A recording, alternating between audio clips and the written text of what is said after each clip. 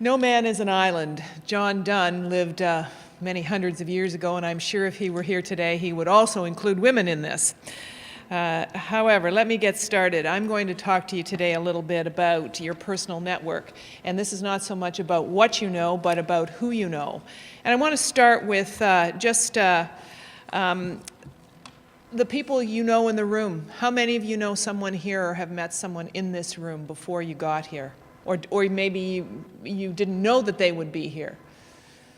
How many? Let me see. Let me count. 1, 2, 3, 4. Yeah, not bad. So what have you done to talk to these people today and talk to them about what you're doing about a job search? These are all people that can help you, and we're going to talk a little bit about this. And if this thing were to move on. I want to talk about what a network actually is to start with. And we did a little bit of research around how to define a network. And in its simplest terms, it's a set of human contacts known to an individual, as we just demonstrated here, with whom that individual would expect to interact at intervals to support a given set of activities.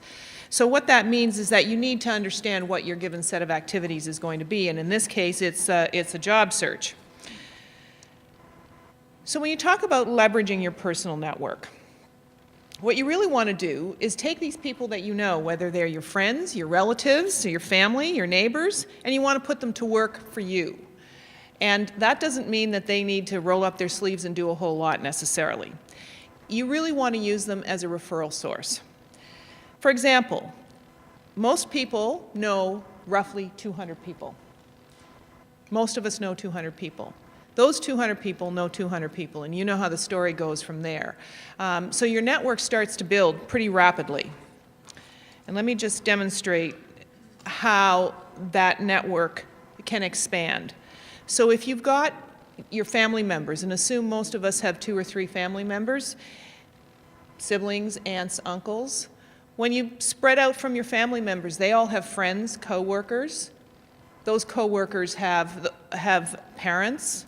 They have families and friends. So the network can certainly expand pretty quickly. And it's a matter of really understanding in a somewhat organized way how you're going to put that to work for yourself. And I've got a little cartoon here that says, "Relax, take a look at my resume and feed me back with feedback." Wow, I didn't know Alex was so talented. "So, what do you think?" she says. "Impressive, you'll easily find a job." And she looks at it and she says, "Geez, did I lie too much on my resume?" What we're really saying here, though, what I'd really like to just point out is that second, it's not going to work for me. What we're really talking about here is putting your family and your friends to work. They can look at your resume. They can tell you whether it's good, it's bad, it speaks to them, they learn something from it. So that's a really easy way to start to build your network and to start to put that network to work. And it's a really supportive way to do it. It's risk-free, essentially. Likely you're not going to get a lot of criticism from a family member, but you are going to be able to get some honest input, which is what you're looking for in the first instance in a resume. Other ways to put your network to work is to ask friends to invite you to functions or events where they are there to help you potentially, introduce you to other people. I was at a networking function last night, and this one was for immigrants to Nova Scotia. And I walked into the room and I knew one person in that room, and she introduced me to several other people. And when I spoke with one of the guys who was there, he's just arrived here from Pakistan, and he told me he was an environmental engineer. And by the time my conversation with him was over, I had given him my card, and I'm going to put him in touch with 3 other people who I know are in the business of environmental engineering and who potentially could use somebody with that person's skills. So by giving him my card, I have expanded his network for him. Now it's going to be up to him to get in touch with me. And he's going to send me his contact information and his resume so that I can speak with some degree of intelligence about who this person is. The 3 people that I'm going to be putting him in touch with are people who have direct relationships to the kind of work that he does and have decision-making authority within the organizations that they work in. It'll be his job then to connect with them. So that's where it becomes a little tougher, is making that personal connection once you've identified that there's somebody who can help you with your network. Ultimately, you do need to get out there, and you do need to put yourself out there and talk to people that you don't necessarily know. But it's called, in the sales business, it's called a warm call as opposed to a cold call, because you've had that initial introduction, and those are kind of calls are a whole lot easier. One of the things I want to talk a little bit about is creating an impression and leaving an impression. We heard from Sean earlier about your professional brand and the image that you portray. And I think that is really, really important. And I just want to give you a bit of a demonstration. I'm just going to pull a chair over here.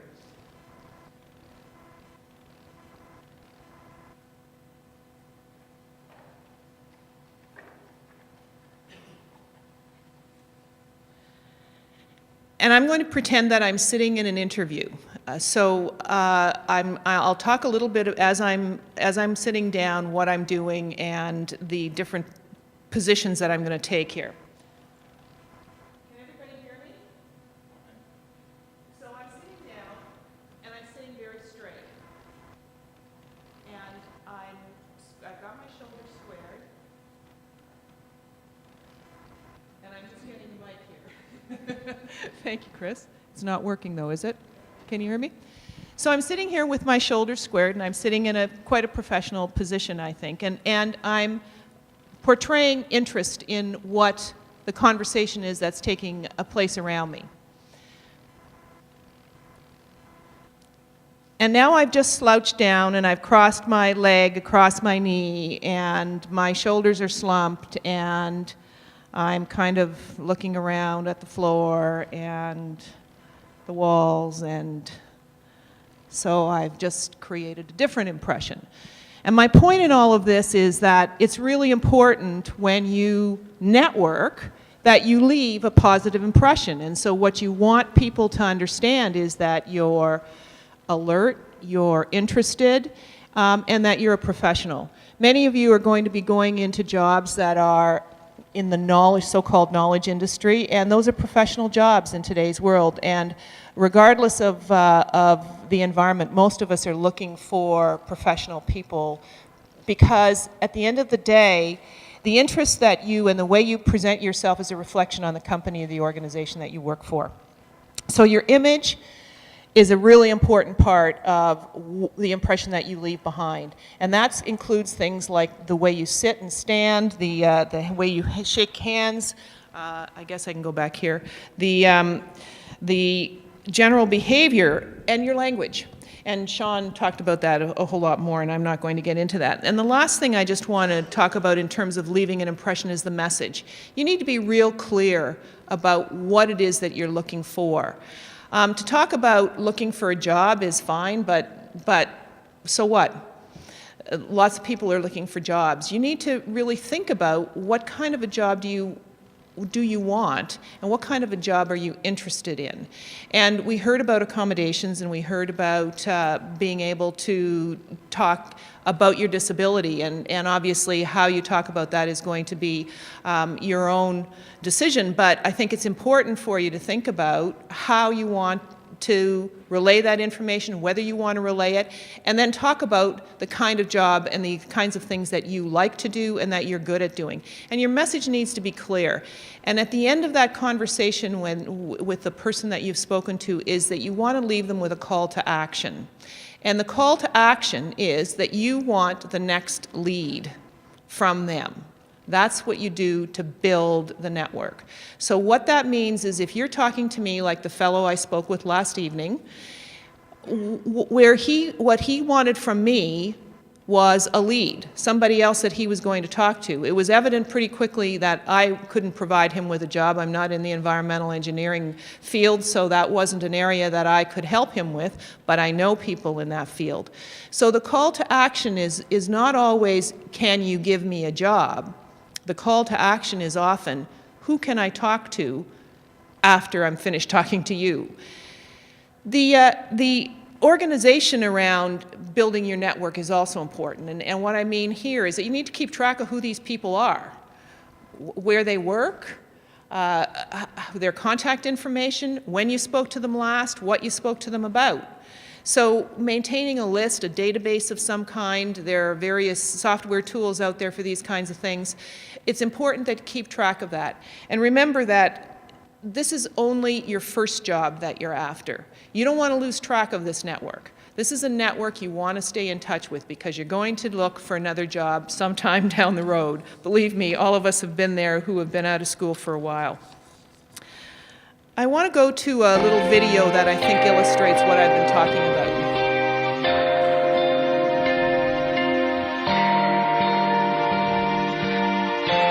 Hi, So just a few key points from that presentation. 70 to 80% of job vacancies are filled by recommendations or referrals. So those are not jobs that you see in papers or online or anywhere else. Those are through your personal network. You build your network with a wide range of people with diverse backgrounds. So you're looking for all kinds of people. That doesn't mean that if you're looking for a job in the PR industry, you may want to be talking to people who aren't just in PR, but who are also in the food industry, because the food industry also has PR people. So it's not a linear world. And it's important to reach out to all the people in your network. And I want to talk a little bit here for a moment about volunteer work. How many of you have done volunteer work in your lives? How important has that been in terms of gaining your experience, your confidence, your learning about how to work with other people, how to work in teams, how to behave in a job type of situation? Important, isn't it? So you should make sure that you use that volunteer network and tap into that as well. It's incredibly important. I have moved around a bit in my life, and one of the first things I always do when I move into a new city is find a volunteer job, because I have found that my volunteer networks have become the most important parts of my both social and professional network. There are people there who have helped me in every manner possible, from getting jobs to becoming friends, and it's an important part of our society. So be sure to tap into that network. And remember, networks are long-term. This is not going to be your last job. You know, one of the things as the decades have marched on since I graduated from university and was in the same position that you were in, and that was way too long ago, we didn't have online networks. And you heard Johnny, or whatever his name is, Lapota there in the video talk about social networks. And I want to talk a little bit about this, and I'm sure that most of you are much more conversant with this than I am. So I enter this part of my presentation with a little bit of trepidation, but I want to start out with how many of you are on Facebook? How many of you have accessed Twitter? How many of you have used LinkedIn? So you can see that there's a whole other possibility out there that wasn't there all those years ago that I graduated. It's just to define social networking. It's a grouping of individuals into specific interest groups. And it's gaining in popularity, as we all know. Some numbers that we found suggest that Nova Scotia has about 500,000 active Facebook members today. That's half the population of this province. And that number is expected to double by next year, which means that there's going to be virtually everybody in this province, man, woman, and child, is going to be on Facebook. So it's a pretty powerful network. Just some examples of network. We mentioned them a moment ago. LinkedIn, Twitter, Facebook. There are some others that are possibly a little less popular. MySpace had started to come up in popularity, but seems to have declined again. Partner Up, I've never heard of before. And Yahoo obviously provides some sort of opportunities for social networking. But I think we all know that Facebook is currently the most popular one. Twitter is coming up in popularity. And LinkedIn is a business network that some of us find very useful. And I just want to talk a little bit here about this cartoon and a woman sitting in front of the internet, and she says, the internet should have a lot of websites for finding jobs. Let's find a web page where I can search for my dream job. And then she pats herself on the back and says, I'm a genius. This must be the easiest way to find a job. Since I'm on the net, look for jobs later. Important things first. And you can see her downloading MP3, her MP3 to her MP3 player. But I want to just point to this third frame here, which doesn't seem to want to work for me. But what she says in that third frame is, I'm a genius. This must be the easiest way to find a job. Actually, it's not. It's the hardest way to find a job, because the job that's out there is accessible to everybody else who's on the internet worldwide. And that's not really tapping into your network if it's the job that you're looking for out there.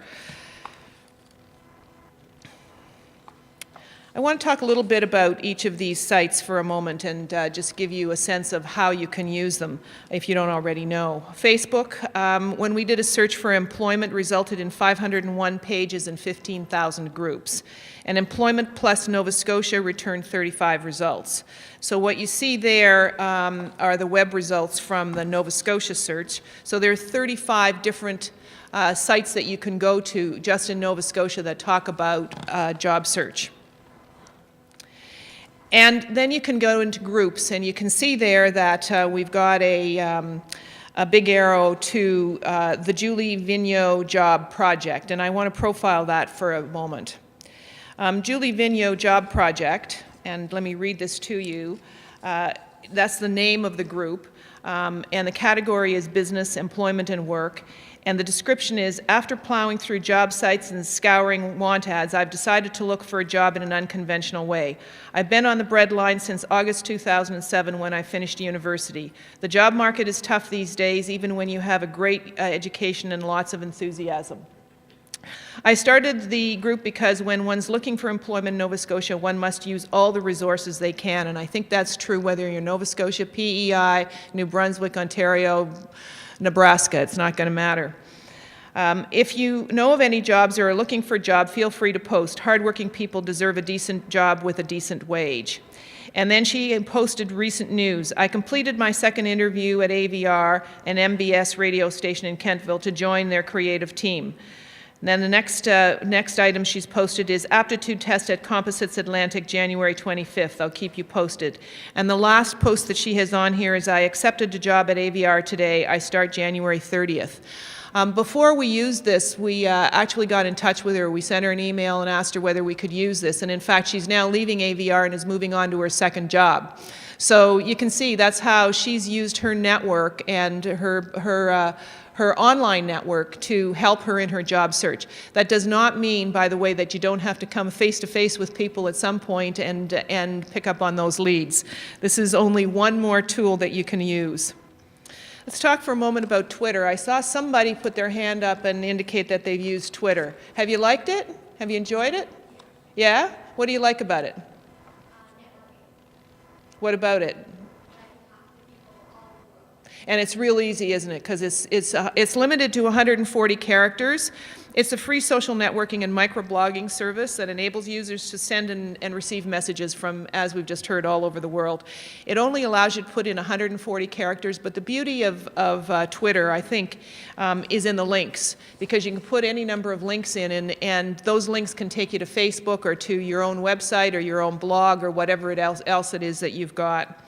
Let me just show you what a Twitter site looks like. Short and sweet. You can put just about anything in there, and I would suggest that if you're using it as a job search tool, you want to keep it job related, you want to keep it professional, and you want to keep your grammar in check and your spelling in check, because those of us who are in the business of looking for employees are looking for those kinds of things. People who know how to spell, people who are worried about detail, and people who are professional about their image regardless of where they're presenting it. Just a few tips for Twitter. Filling in your profile information will help people find you on Twitter. Posting a tweet allows your followers to see you, so you can build a network of followers as big as you can possibly imagine. And tweeting should pique your followers' interest, and by using a link, you can direct them to your personal site or blog. So what you want is something that's punchy, something that is that's going to capture the imagination of the people who are reading it, and those people in Twitter world are called followers. And for a moment, LinkedIn, I saw a few people up here at the head table who use LinkedIn. Sean, I see you nodding your head. Was there somebody else? Oh, okay. LinkedIn is a business site. What do you like about LinkedIn? Either one of you. Well, for me, over the years I've worked in a number of different companies and a number of different recruiters within those companies, and we've kind of gone in different directions now, but it's been a really good opportunity for us to stay in contact. So when they have an opening in their current location, they'll blast it out to us through LinkedIn and say, if you're interested or if you know of someone who's interested, here's the posting, here's what we're looking for. So it's been a really good way for us to keep in contact, even though we've kind of gone in their different directions and are doing different things now. And Jennifer?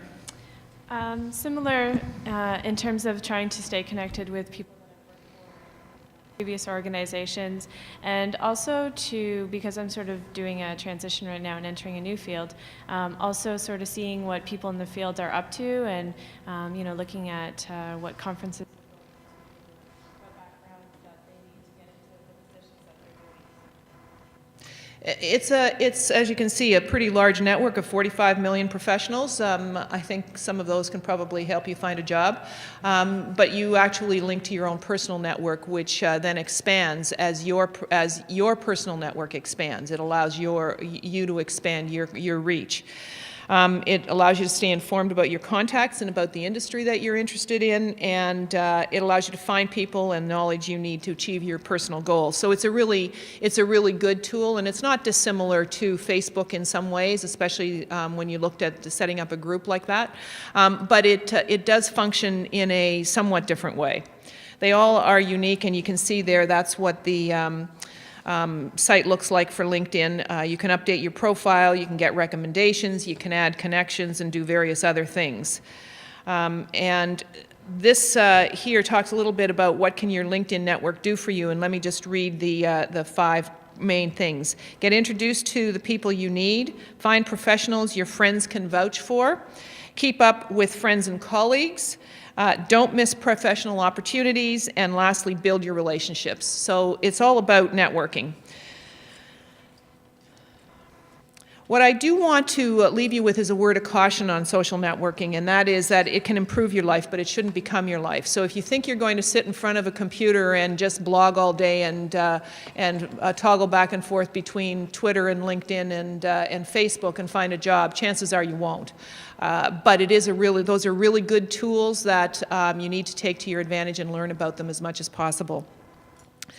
So in summary, let me just say that to build your network, you need to talk to as many people as you can possibly find out there, but you can do it in a very organized way, and start with the people that you know and you know well, where it's risk-free, it gives you a sense of security, and they're going to introduce you to people that they know there's a direct connection there, and as you build that network, you're likely to gain more confidence. You've got to get out there. There's no way around it. You simply have to put yourself out there at some point. But you can do it in a safe way. You don't have to do it in a risky way. And at the end of the day, you find a job, so put in the effort and it'll pay off for you. And let me just leave you with, no one knows everything, everyone knows something, and all knowledge resides in networks. And last but not least, I had a conversation a little earlier, finding a job you love and you will never have to work a day in your life. And it really, at the end of the day, you look for your passion, and I think that will lead you to the kind of job where you'll get your most satisfaction. Thank you very much, and I understand we're going to be taking questions in a minute or two. Thanks, Jennifer.